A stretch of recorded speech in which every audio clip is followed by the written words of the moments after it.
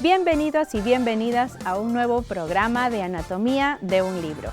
Soy Lisbeth Alvarado, jefa del Fondo Editorial Cayetano, y hoy conoceremos un poquito más sobre la vida y obra de uno de los representantes de la literatura peruana, Alfredo Bryce Echenique, quien este 19 de febrero cumple 86 años. Bryce nació en una familia limeña de clase alta. Su tatarabuelo José Rufino Echenique llegó a ser presidente del Perú en 1851. Estudió Derecho en San Marcos y gracias a la tesis sobre la función del diálogo en los cuentos de Ernest Hemingway, recibió la licenciatura en Letras en la misma universidad. Pasó su juventud entre Lima y Europa y en 1970 la editorial Six Barral publicó Un mundo para Julius, una de las novelas más importantes de la segunda mitad del siglo XX en nuestro país. Hablar de Bryce es hablar de un narrador que, más allá de su pertenencia o no al boom o al post-boom de la literatura, lleva más de 50 años contándonos historias. La vida exagerada de Martín Romaña, la amigdalitis de Tarzán, que es mi favorita, el huerto de mi amada o Permiso para retirarme, solo por mencionar algunas.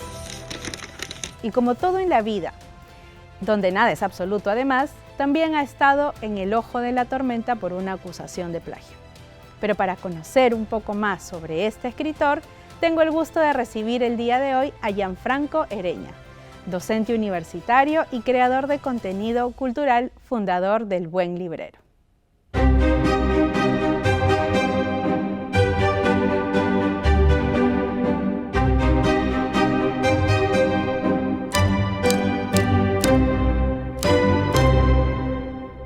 Muchas gracias, Gianfranco, por aceptar la invitación. No, encantado de venir aquí y conversar contigo y bueno, dispuesto a responder lo que sea.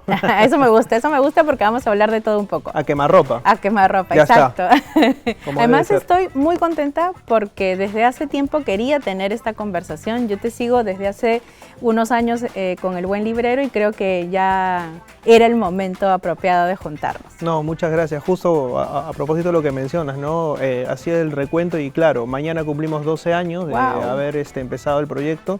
Y bueno, 12 años después cambiaron los kilos, la cara, las canas, pero la esencia sigue siendo la misma, así que feliz de poder compartir un poco de lo que sé con la gente, ¿no?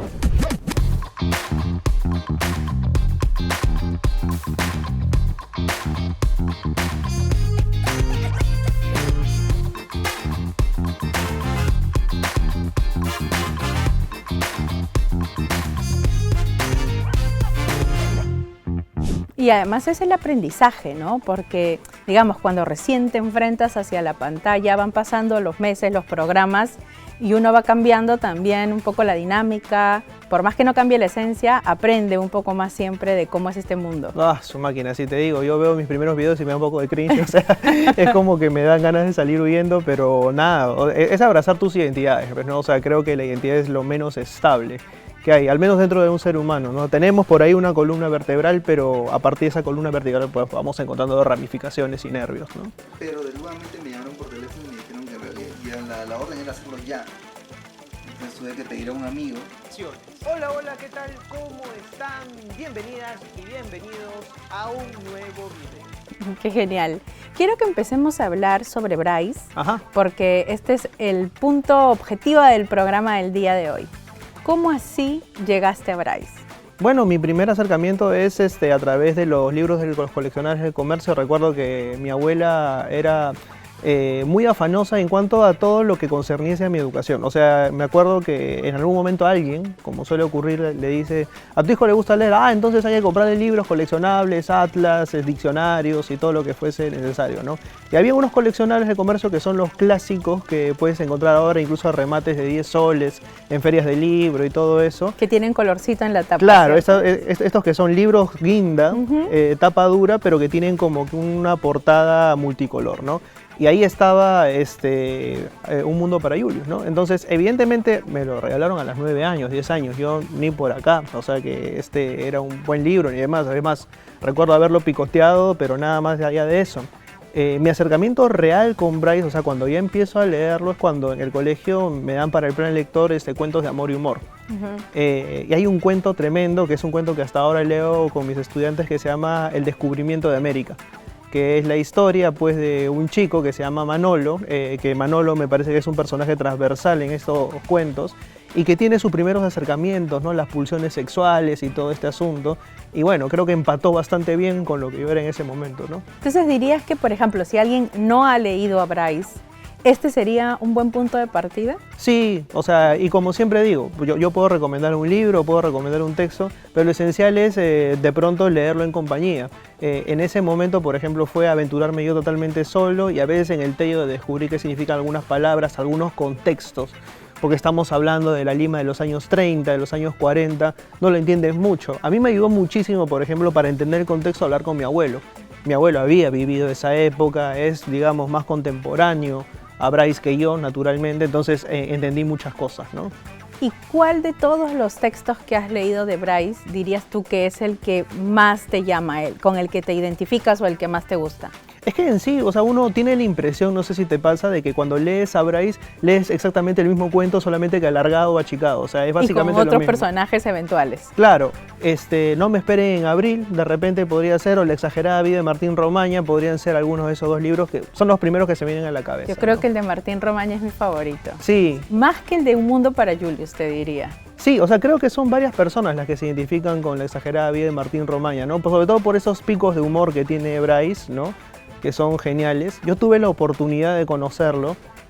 Alguna vez él presentó sus antimemorias, me acuerdo, en el Colegio Santa Úrsula, y nos citaron a todos los periodistas, gestores culturales, y obviamente, o sea, era la primera vez que tenía la oportunidad de estar cerca a Bryce, o sea, no he tenido la oportunidad de entrevistarlo, he intentado y me he chocado contra la pared de la burocracia que hay de por medio. Y me acuerdo que contó una anécdota que hizo que la gente se cayera de risa, ¿no? Él contó, en principio, sus anécdotas con Julio Ramón Ribeiro, que era muy amigo de él, pero también contaba sus anécdotas con gente de bastante mundo, entre ellos, por ejemplo, Fidel Castro. Hay una anécdota que él cuenta con Fidel Castro. Él están paseando con Fidel Castro alrededor de La Habana en una lancha, y en un momento determinado de la conversación, habanos van, habanos vienen, Fidel Castro se retira la camisa, se retira el pantalón de campaña y se queda en calzoncillos. Y Bryce le hace la observación: con esas piernas usted no puede ser dictador. Es el humor de Bryce, ¿no? O sea, esa es la sutileza que tiene para algunas cosas. Y además es eso, ¿no? Porque yo siempre lo he escuchado en entrevistas decir que para él el humor es básicamente todo, ¿no? Entonces, y eso se observa, o sea, se observa en Un mundo para Julius, se observa en Martín Romaña. A mí algo que me gusta mucho es cómo en Martín Romaña él describe lo que muchos de nosotros hemos pasado al cruzar el charco, ¿no? Y de repente decepcionarte incluso de lo que ves. Entonces, también escuché alguna anécdota de él donde menciona eso y decía justamente que él toma con humor para que le duela menos. Claro, de hecho, él tiene otro libro que se llama Guía Triste de París, ¿no? Entonces uno de los primeros cuentos, por ejemplo, es su papá advirtiéndole al personaje que tenga cuidado con la gonorrea, por ejemplo, ¿no? Que era una enfermedad de ETS y que existe hasta ahora, pero digamos que su primer acercamiento es, claro, con la expectativa versus la realidad, es decir, lo que tú esperas encontrar del otro lado y la realidad que te termina arrollando, pues, con un tren, ¿no? Y todos los prejuicios que se tienen también, ¿no? Desde esa visión, ¿no? Quizá Un mundo para Julius es la obra que más se conoce de Bryce en el mundo, ¿no? No quiero decir en el Perú, pero sí en el mundo. Creo que ha sido además parte del boom, aunque hay todo un tema ahí con si pertenece al boom o pertenece al post-boom o a un boom alternativo, como él lo llama. ¿Tú qué crees exactamente de eso? ¿Crees que pertenece al boom o dirías que Un mundo para Julius no tiene esas características? No, para mí no pertenece, ¿no? El boom latinoamericano, hay que entenderlo, también fue una creación comercial. Y esta creación comercial que se da en la España, pues, de la posguerra, post-Franco, que era una industria editorial además quebrada, ¿no? En la que, claro, buscan a 4 representantes de Latinoamérica, pero digamos que eran 4 señores que hablaban de la realidad latinoamericana desde su punto de vista y que no era, pues, para nada la realidad latinoamericana que se conocía. Y era una realidad latinoamericana, me atrevería a decir, en el caso de Fuentes, Cortázar y Vargas Llosa, extremadamente capitalina y de ciudad.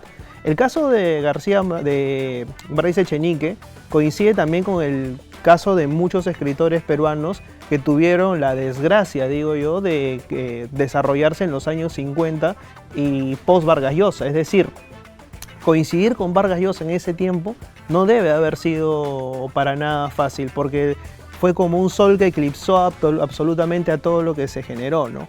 Ahora, yo creo que Bryce en ese caso podría ser incluso hasta más contemporáneo con la generación del 50, ¿no? Con Izquierdo Ríos, de pronto con otros autores que quizás no tuvieron tanto lustre, pero que para mí sí reflejan una realidad social del país. Es interesante también aquí cruzarlo con un concepto, ¿no? Que es el de Pierre Bourdieu, ¿no? El de el hábitus. El hábitus es el lugar de la clase social mediante el cual yo puedo enunciar determinadas cosas.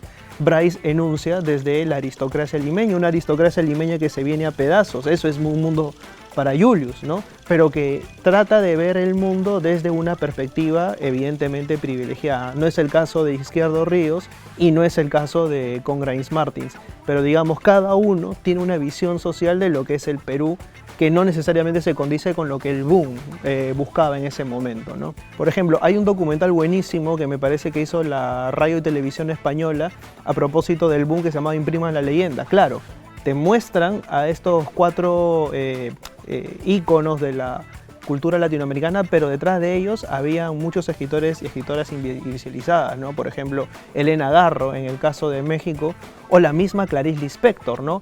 Que nos pone otro debate ahí encima. Brasil, ¿es parte o no es parte de Latinoamérica? Algunos dicen que sí, pero ¿hacia dónde apunta Brasil? ¿Hacia dónde apunta un país que no tiene necesariamente el mismo idioma que el resto de América, ¿no?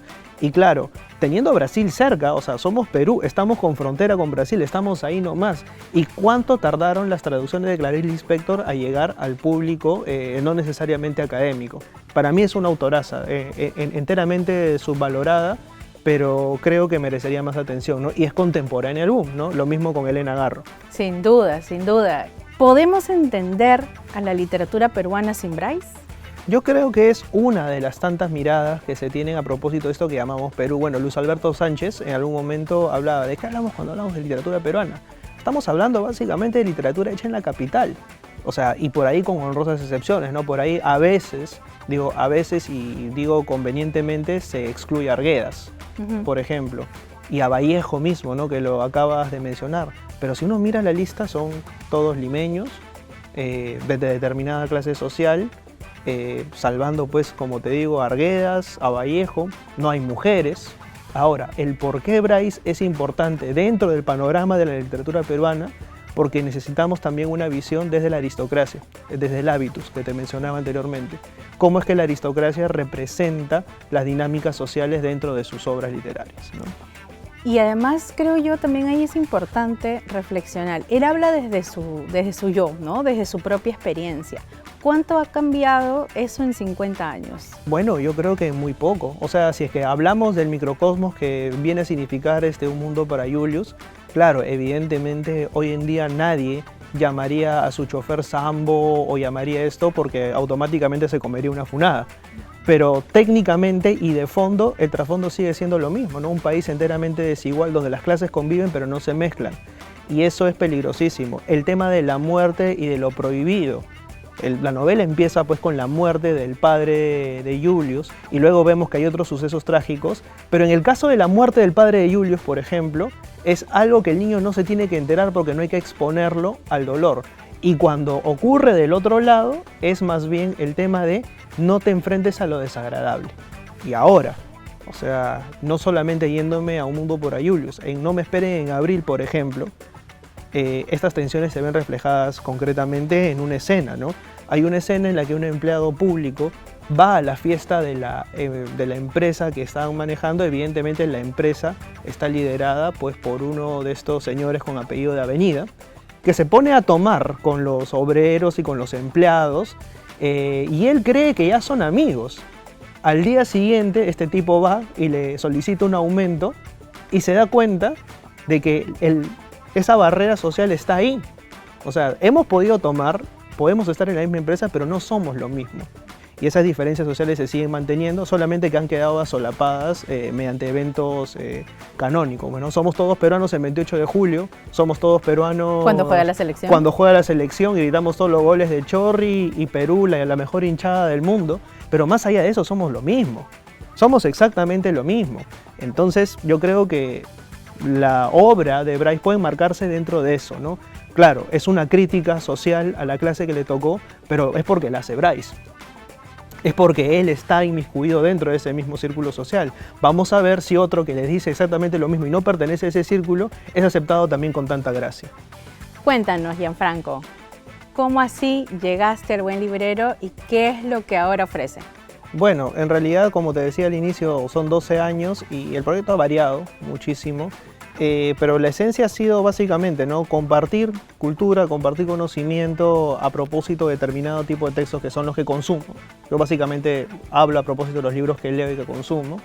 Y hacerlo accesible, ¿no? O sea, hacerle entender a la gente pues que a veces no se tiene que hablar necesariamente en difícil ni con tecnicismos, ¿no?, para poder acercarte a un libro. Creo que eso ha quedado o ha generado mucha distancia. Y trato de acortarla, ¿no? Creo que hay un término en el que algunos académicos se refugian, ¿no?, que es el término de la torre de marfil. Yo trato de salir de esa torre de marfil y contagiar a la gente a través de eso, ¿no?, de relatos, de historias que quizás no sabían, pero que pues, pueden eventualmente configurar un cambio en su manera de ver el mundo, ¿no? Algo que recuerdo mucho yo de haber seguido siempre los programas es que cuando hacías las recomendaciones por los stands de la FIL, claro, son escenas que se han quedado grabadas ahí, y como ahora ya tienes incluso entrevistas también con personajes y con distintas personas del mundo de la literatura. Sí, o sea, estoy feliz por eso, es tremendo. Mucha gente no sabe la tremenda producción, o sea, yo veo acá la tremenda producción que tienes y digo, caramba, me gustaría tener siquiera la mitad de todo esto, ¿no? Pero sí, pues hay una producción detrás y también hay un esfuerzo, ¿no?, para poder leer los libros de los entrevistados cada semana.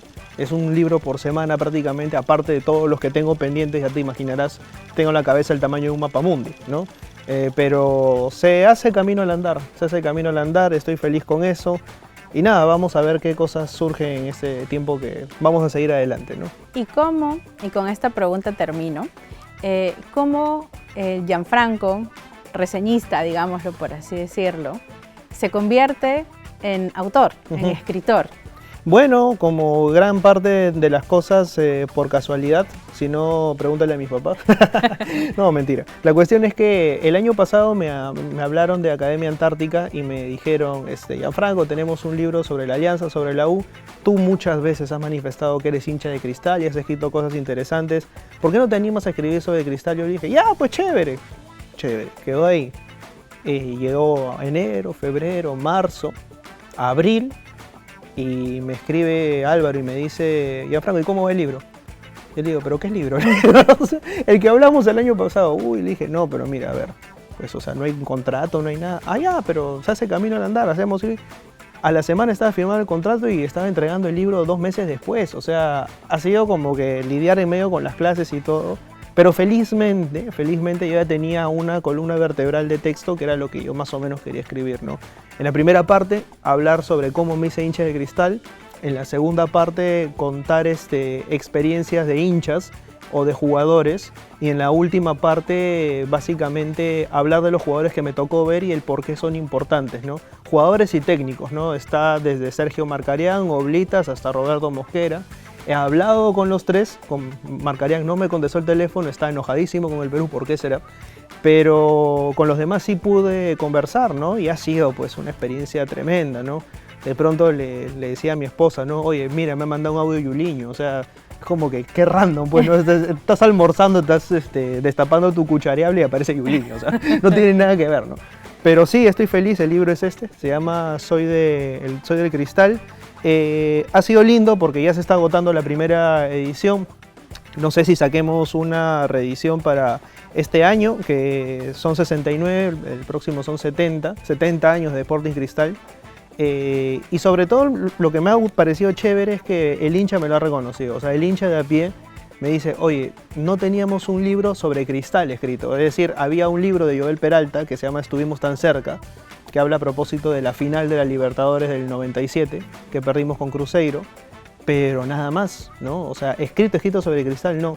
Y siento que, quiero atribuirme eso, que este libro sea el inicio de una serie de publicaciones sobre Cristal, ¿no? Porque yo nací en el año 90, crecí con toda la fiebre por Sporting Cristal, creo que es también un tema generacional. Si creces viendo a tu equipo ganar, tu identificación va a ser mucho mayor que, pues no sé, pues te cuenten a propósito de cosas que ni siquiera están filmadas, ¿no? Mi abuelo me hablaba de Lolo Fernández, pero, o sea, yo no he visto jugar al Lolo. Me hablan de Manguera Villanueva, me hablaban del Fokker de Alianza. En ese tiempo no se grababan los partidos. O sea, no podía enamorarme de un equipo que no veía. A Cristal yo lo vi cada domingo jugando en el Estadio San Martín, ahora Alberto Gallardo, y me hice hincha así, ¿no? Y es una de las pocas cosas que he cambiado a lo largo de mi vida. O sea, puedo cambiar de religión, de pensamiento político, lo que quieras, pero de equipo jamás, ¿no? Escucha, le dice al productor acá. Es que el fútbol muchas veces te desencadena pasiones que no todos entienden, ¿no? Y a veces ponerlo en letras también es significativo para las personas que amamos el fútbol y que amamos la literatura o que amamos los libros. Pucha, y eso se condice con algo. O sea, un día estaba saliendo de la universidad y es como que me tiene un señor y me dice, ¿tú eres Gianfranco? Sí, me dijo, no sabes lo chévere que ha sido poder leer con mi hijo un libro. O sea, porque ahora tenemos algo que compartir, es decir, mi hijo ya sabe que no es mentira lo que yo le conté de los años 90 y lo que pasó con Cristal. O sea, esto es, entonces, al ver las fotos, al ver las cosas, como que ya se genera algo, ¿no? Y generar eso en la gente, a mí me llena de muchísimo orgullo, ¿no? Y es algo de lo que creo que poder jactarme, ¿no? Me encanta además porque, bueno, el fútbol es algo que mueve pasiones. Totalmente, totalmente. Para bien o para mal, pero bueno. Muchas gracias, Gianfranco, por tu visita. Estoy feliz de haberte tenido esta tarde en el programa, así que espero que se repita. No, muchísimas gracias a ti, a toda tu producción enorme que agradezco, que me han venido hasta a maquillar. O sea, es como que etiquetamente una forma de decirme feo, pero dale, ahí vamos. En este nuevo bloque de dinámicas le voy a hacer 2 preguntas a Gianfranco y espero que sepa contestarlas. Empezamos. Gianfranco, dime 2 personajes que sean quizá tus favoritos o los que creas que puedan compartir un mundo en común y por qué sería así. Bueno, yo creería que el Manolo de justamente el descubrimiento de América, el adolescente, luego del cisma que le produce esta primera aventura sexual, podría ser amigo de justamente Julius, ¿no? Este pequeñito. Básicamente porque me parece que son la misma persona, pero que creo que hay un punto de convergencia, ¿no? Es la sensibilidad adquirida, ¿no? Entonces yo creo que por ahí puede ser. Yo te diría, ¿sabes quiénes también? De repente, y ahí lo pongo a debate, quizá por ahí alguien me diría que no, pero yo creería que Martín Romaña con Pedro Balbuena. Ajá. La segunda pregunta es, si tuvieras que generar una secuela para Un Mundo para Julius 2025, ¿qué se te ocurriría? Algo así, random, rápido. Al toque, definitivamente, cierre del Congreso, caída de Pedro Castillo. Julius se da cuenta de que vive en una familia aristocrática que le llama a todo el mundo cojudignos y automáticamente se siente fuera de contexto. Entonces tiene que convivir con un entorno hostil y automáticamente funado en redes sociales. Ay no, me hiciste llorar, pobre Julius, no le deseo ese mal. Me ha encantado grabar este programa, no solamente por hablar de Bryce Echenique, sino también por poder compartir con Gianfranco Ereña del Buen Librero estos minutos. Y ya saben, lean mucho, lean poco, pero lean.